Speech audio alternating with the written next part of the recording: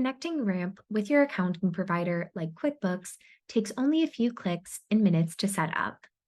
You'll start by clicking into the accounting page on the left-hand navigation panel and selecting Get Started. You'll notice that Ramp has integrations with QuickBooks Online, Xero, NetSuite, and Sage Intacct. We'll start by selecting QuickBooks Online. You'll notice that a prompt will come up prompting you to connect to QuickBooks. This will redirect you into QuickBooks where you will be prompted to sign in. After you've logged in, you'll be able to select the account to connect Ramp to. Once you press Connect, this will redirect you back into Ramp.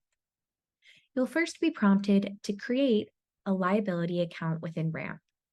If you're not seeing this option, you can easily get here by clicking into Settings in the upper right-hand corner. You'll notice that the organization name is pulled over from QuickBooks, and below that, you can select Default Accounts. At the top, we have the Primary Statement Payment Account. This is the account that Ramp will automatically debit the entity statement balance from. Next, you can select the Credit Card Liability Account. Best practice here is to keep the name as Ramp Card. You'll notice at the bottom of the screen that Ramp is able to create a Ramp Card Liability account in QuickBooks Online for you if you would like. Below that, you'll be able to select the Cashback account and any reimbursement or bill pay accounts if applicable. Once you've selected these options, you can press Save Changes at the bottom. Next, we'll click into Manage Accounting fields under Settings. This is what will be pulled in from QuickBooks Online. You'll notice that if I click the pencil icon, this will show me how it's named in Ramp, and I have the option to add any helper text below. If you would like to set a default option for any of these fields, you can select from the dropdown.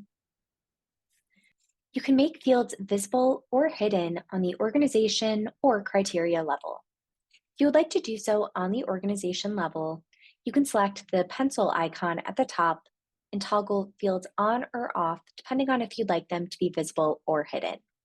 If you're on Ramp Plus, you'll have the option to create a workflow and select specific criteria that needs to be met in order for fields to be visible and or hidden. You can do this on the department level, employee role level, or even accounting level. Once you've selected the criteria here, you're ready to press Save Workflow. This will control what your teammates are able to see when coding their own transactions. This helps reduce confusion and save you time having to correct employee coding mistakes. Lastly, you'll notice that if we click back into Ramp settings, you can set any accounting automation rules here. We'll cover this in another video, but you can always access Ramp accounting automation from settings.